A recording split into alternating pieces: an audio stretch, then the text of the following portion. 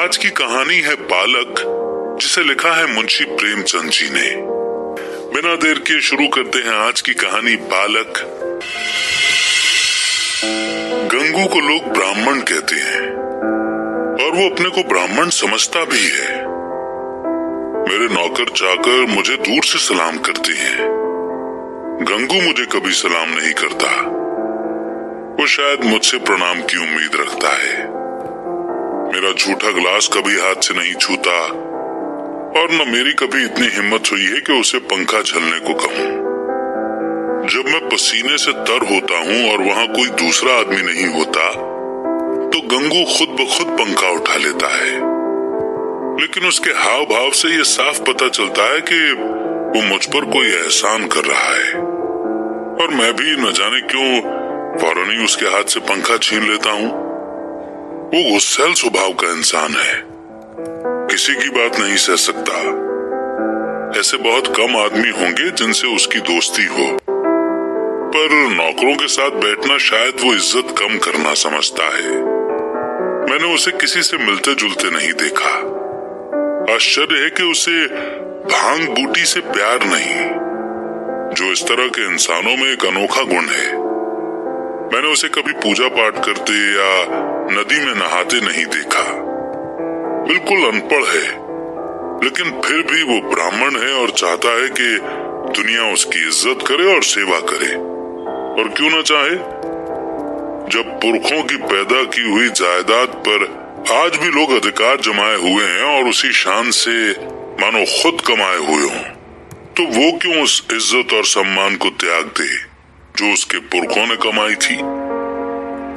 ये उसकी जायदाद है।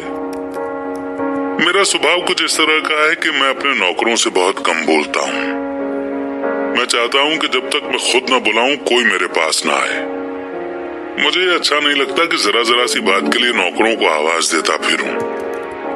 मुझे अपने हाथ से सुराही से पानी उड़ेल लेना, अपना लैंप जला लेना, अपने जूते पहन लेना या अलमारी से कोई किताब निकाल लेना, इससे कहीं ज्यादा सरल मालूम होता है कि हिंगन और मैकू को पुकारूं। इससे मुझे अपनी खुद की इच्छा और आत्मविश्वास का एहसास होता है। नौकर भी मेरे स्वभाव को पहचान गए हैं और बिना जरूरत मेरे पास बहुत कम आते हैं। इसलिए एक दिन जब सुबह गंगू मेरे सामने आकर खड़ा हो गया तो मुझे बहुत बुरा लगा। ये लोग जब आते हैं तो पैसे मांगने के लिए या किसी दूसरे नौकर की शिकायत करने के लिए। मुझे दोनों ही बातें बहुत नापसंद हैं। मैं पहली तारीख को हर एक की तनख्वाह दे देता हूँ और बीच में जब कोई कुछ मांगता है तो मुझे गुस्सा आ जाता है। कौन 2-2, 4-4 रुपए का हिसाब रखता फिरे? फिर जब किसी को महीने भर की पूरी मजूरी मिल गई तो उसे क्या हक है कि वो उसे 15 दिन में खर्च कर दे या उधार या एडवांस मांगे? और शिकायतों से मुझे नफरत है। मैं शिकायतों को कमजोरी का सबूत समझता हूँ या चापलूसी की छोटी कोशिश। तो मैंने माथा सिकोड़ कर कहा, क्या बात है? मैंने तो तुम्हें बुलाया नहीं। गंगू के तेज घमंडी चेहरे पर आज कुछ ऐसी नम्रता, याचना और शर्म थी कि मैं चौंक गया। ऐसा जान पड़ा जैसे वो कुछ जवाब देना चाहता है मगर शब्द नहीं मिल रहे हैं। मैंने जरा नम्र होकर कहा, आखिर क्या बात है? कहते क्यों नहीं? तुम जानते हो ये मेरे टहलने का समय है, मुझे देर हो रही है। गंगू ने निराशा भरी आवाज में कहा, तो आप हवा खाने जाएं, मैं फिर आ जाऊंगा। ये हालत और भी सोचने लायक थी। इस जल्दी में तो वो एक पल में अपनी बात कह सुनेगा। वो जानता है कि मेरे पास ज्यादा समय नहीं है। दूसरे मौके पर तो बदमाश घंटों रोएगा।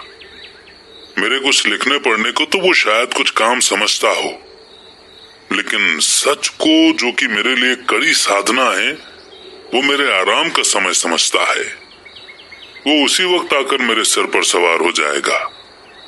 मैंने बेरहमी से कहा, क्या कुछ एडवांस मांगने आए हो? मैं एडवांस नहीं देता। जी नहीं सरकार, मैंने तो कभी एडवांस नहीं मांगा। तो क्या किसी की शिकायत करना चाहते हो? मुझे शिकायतों से नफरत है। जी नहीं सरकार, मैंने तो कभी किसी की शिकायत नहीं की। गंगू ने अपना दिल मजबूत किया। उसके हाव भाव से साफ झलक रहा था मानो वो कोई छलांग मारने के लिए अपनी पूरी ताकत को इकट्ठा कर रहा हो, और लड़खड़ाती हुई आवाज में बोला, मुझे आप छुट्टी दे दें, मैं आपकी नौकरी अब न कर सकूंगा। इस तरह का ये पहला प्रस्ताव था जो मेरे कानों में पड़ा था। मेरे आत्माभिमान को चोट लगी। मैं जब अपने आप को इंसानियत का पुतला समझता हूँ, अपने नौकरों को कभी कड़वी बात नहीं कहता, अपने मालिकाना हक को जितना हो सके काबू में रखने की कोशिश करता हूँ, तब मैं इस प्रस्ताव पर क्यों न चौंक जाता। मैं कड़ी आवाज में बोला, क्यों, क्या शिकायत है? आपने तो हुजूर जितना अच्छा स्वभाव पाया है वैसा क्या कोई पाएगा, लेकिन बात ऐसी आ पड़ी है कि अब मैं आपके यहाँ नहीं रह सकता। ऐसा न हो कि पीछे से कोई बात हो जाए तो आपकी बदनामी हो। मैं नहीं चाहता कि मेरी वजह से आपकी इज्जत पर धब्बा लगे। मेरे दिल में उलझन पैदा हुई, जानने की इच्छा और तेज हो गई। आत्मसमर्पण के भाव से बरामदे में पड़ी हुई कुर्सी पर बैठकर बोला, तुम तो पहेलियां बुझवा रहे हो, साफ साफ क्यों नहीं कहते कि क्या मामला है? गंगू ने बड़ी नम्रता से कहा, बात यह है कि वो औरत जो अभी अभी विधवा आश्रम से निकाल दी गई है, वो गोमती देवी। वो चुप हो गया। मैंने बेचैन होकर कहा, हाँ निकाल दी गई है, तो फिर तुम्हारी नौकरी से उसका क्या लेना देना? गंगू ने जैसे अपने सिर का भारी बोझ जमीन पर पटक दिया। मैं उससे शादी करना चाहता हूँ बाबूजी। मैं आश्चर्य से उसका मुंह ताकने लगा। ये पुराने विचारों का पोंगा ब्राह्मण जिसे नई सभ्यता की हवा तक न लगी, उस बेशर्म से शादी करने जा रहा है जिसे कोई भला आदमी अपने घर में कदम भी न रखने देगा। गोमती ने मोहल्ले के शांत माहौल में थोड़ी सी हलचल पैदा कर दी। कई साल पहले वो विधवा आश्रम में आई थी। 3 बार आश्रम के कर्मचारियों ने उसकी शादी करा दी थी, पर हर बार वो महीने 15 दिन के बाद भाग आती थी। यहाँ तक कि आश्रम के मंत्री ने अब की बार उसे आश्रम से निकाल दिया था। तब से वो इसी मोहल्ले में एक कोठरी लेकर रहती थी और सारे मोहल्ले के बदमाशों के लिए मनोरंजन का जरिया बनी हुई थी। मुझे गंगू की सरलता पर गुस्सा भी आया और दया भी। इस गधे को पूरी दुनिया में कोई और औरत न मिली जो इससे शादी करने जा रहा है। जब वो 3 बार अपने पतियों के पास से भाग आई तो इसके पास कितने दिन रहेगी?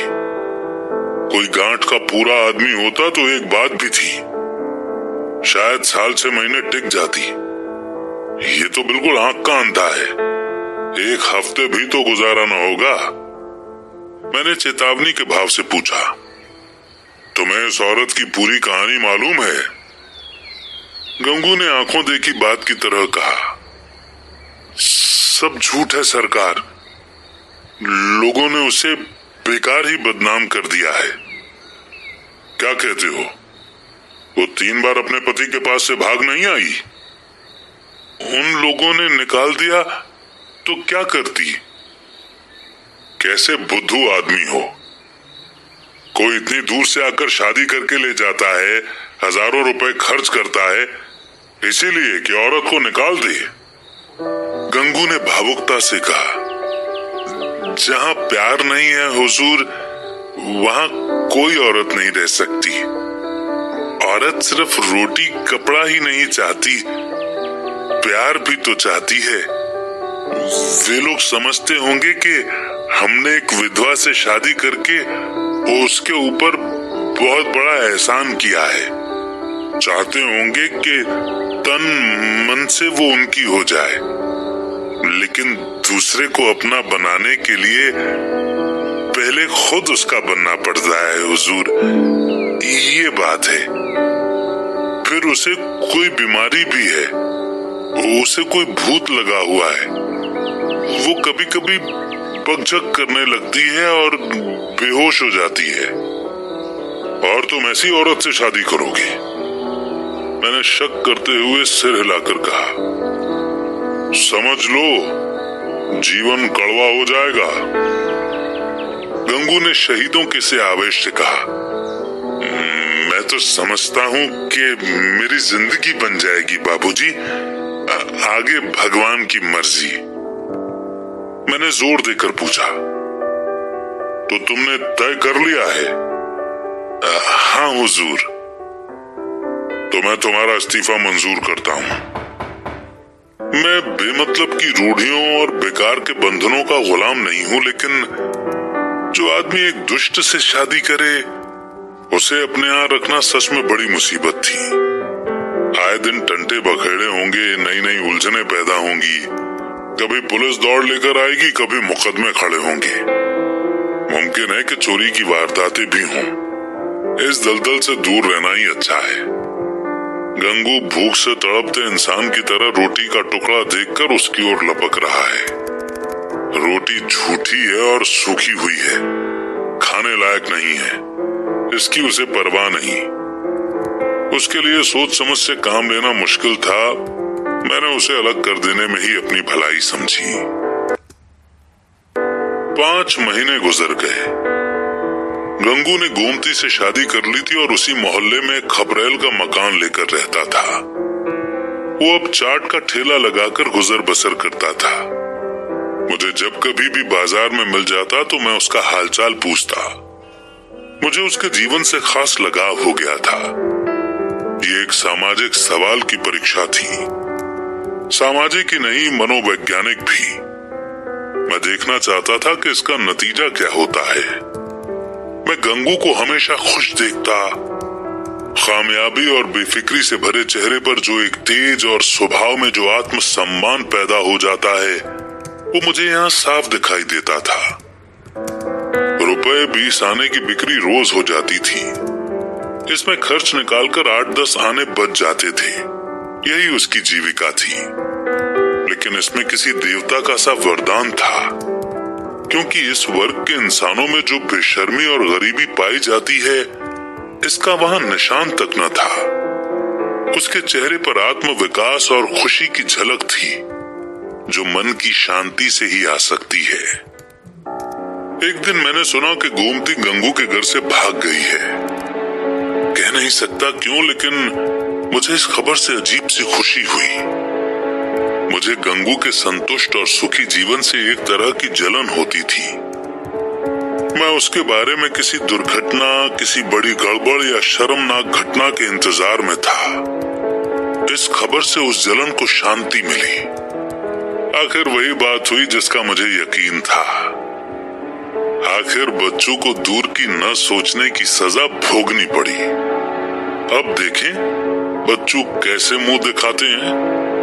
अब आंख खुलेगी और मालूम होगा कि लोग जो उन्हें शादी से रोक रहे थे उसके शुभ चिंतक थे। उस वक्त तो ऐसा मालूम होता था मानो आपको कोई कीमती चीज मिल रही हो, मानो मुक्ति का रास्ता खुल गया है। लोगों ने कितना कहा कि ये औरत भरोसे के लायक नहीं है, कितनों को धोखा दे चुकी है, तुम्हारे साथ भी धोखा करेगी, लेकिन इन कानों पर जूं तक न देंगी। अब मिले तो जरा उनका हालचाल पूछूं, कहूं क्यों महाराज, देवी जी का ये वरदान पाकर खुश हुए या नहीं? तुम तो कहते थे वो ऐसी है वैसी है, लोग उस पर सिर्फ गलत सोच के कारण इल्जाम लगाते हैं। अब बतलाओ किसकी भूल थी? उसी दिन इत्तेफाक से गंगू से बाजार में मुलाकात हुई। वो घबराया हुआ था, बदहवास सा, बिल्कुल खोया हुआ। मुझे देखते ही उसकी आंखों में आंसू भर आए, शर्म से नहीं दुख से। मेरे पास आकर बोला, बाबूजी, गोमती ने मेरे साथ धोखा किया। मैंने खुशी से लेकिन बनावटी हमदर्दी दिखाकर कहा, मैंने तो तुमसे पहले ही कहा था, लेकिन तुम माने ही नहीं। अब सब्र करो, इसके सिवा और क्या उपाय है? रुपए पैसे ले गई या कुछ छोड़ गई? गंगू ने छाती पर हाथ रखा।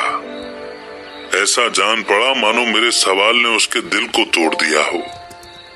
अरे बाबूजी, ऐसा न कहिए।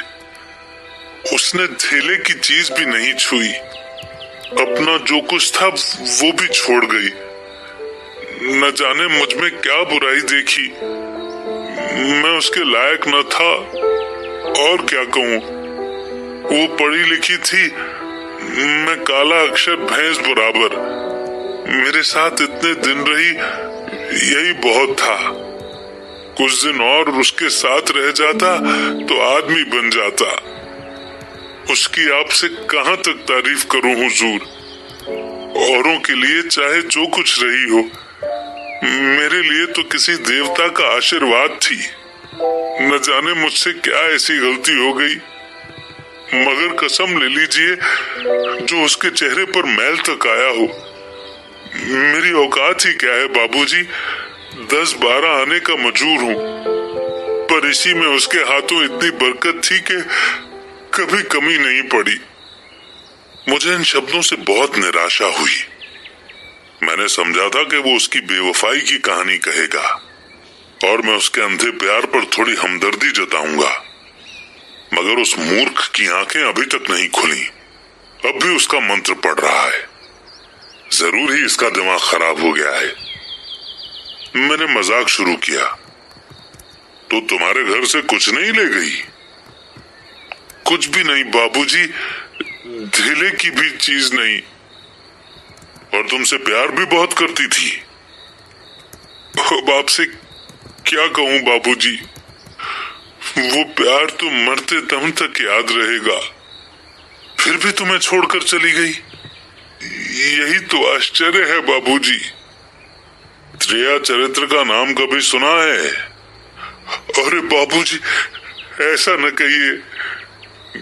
मेरी गर्दन पर कोई छुरी रख दे तो भी मैं उसकी तारीफ ही करूंगा।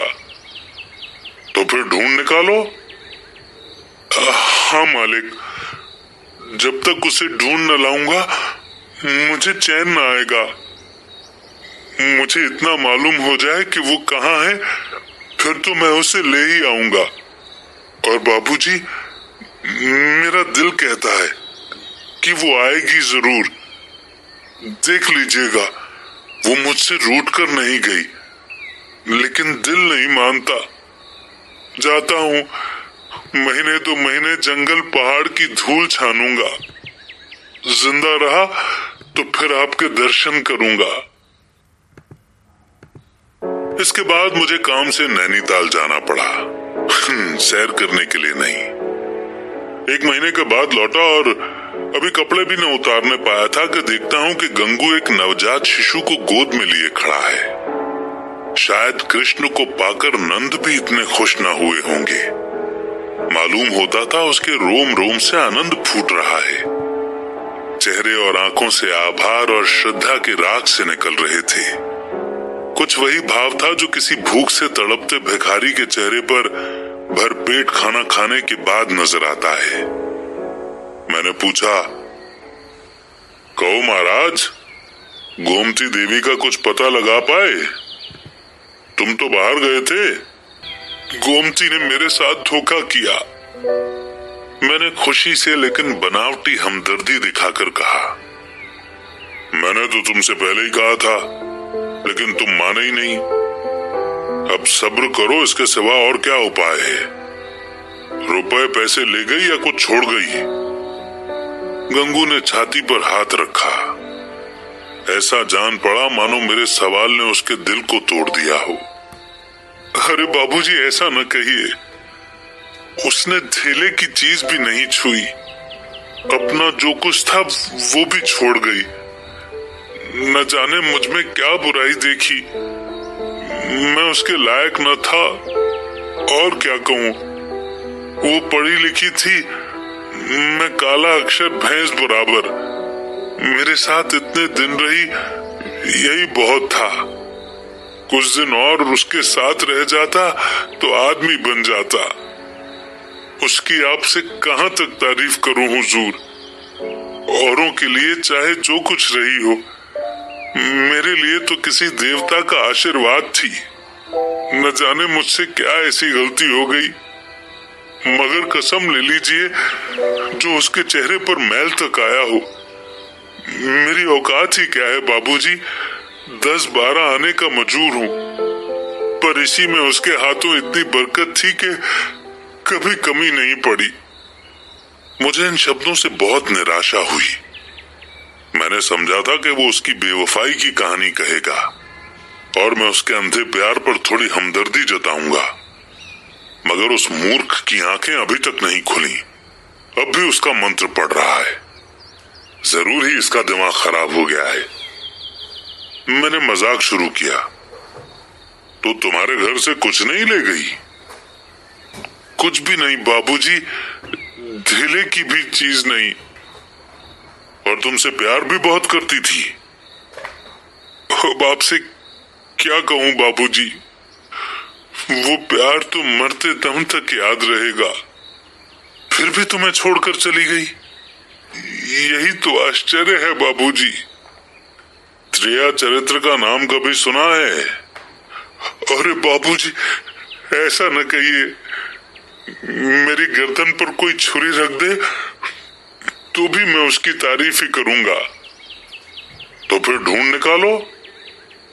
हाँ मालिक, जब तक उसे ढूंढ न लाऊंगा मुझे चैन न आएगा। मुझे इतना मालूम हो जाए कि वो कहाँ है, फिर तो मैं उसे ले ही आऊंगा। और बाबूजी, मेरा दिल कहता है कि वो आएगी जरूर। देख लीजिएगा, वो मुझसे रूठ कर नहीं गई, लेकिन दिल नहीं मानता। जाता हूं, महीने 2 महीने जंगल पहाड़ की धूल छानूंगा। जिंदा रहा तो फिर आपके दर्शन करूंगा। इसके बाद मुझे काम से नैनीताल जाना पड़ा, सैर करने के लिए नहीं।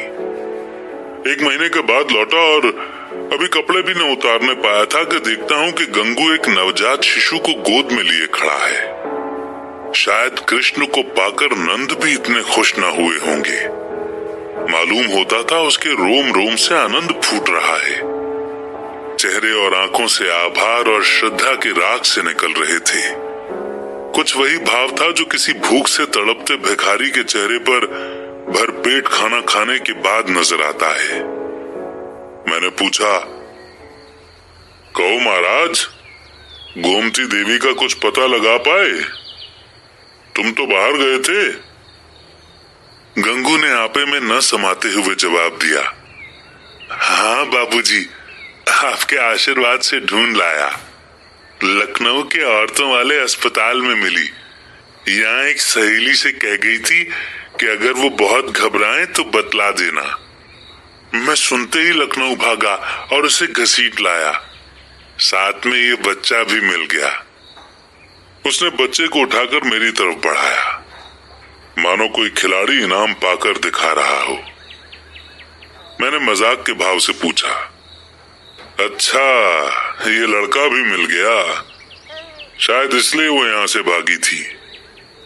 है तो तुम्हारा ही लड़का। मेरा काहे को है बाबूजी, आपका है, भगवान का है। तो लखनऊ में पैदा हुआ? हाँ बाबूजी, अभी तो कुल 1 महीने का है। तुम्हारी शादी को कितने दिन हुए? ये 7वां महीना जा रहा है। तो शादी के 6ठे महीने पैदा हुआ? और क्या बाबूजी, फिर भी तुम्हारा बच्चा है। हाँ जी। कैसी बेसर पैर की बात कर रहे हो? मालूम नहीं वो मेरा मतलब नहीं समझ रहा था या बन रहा था।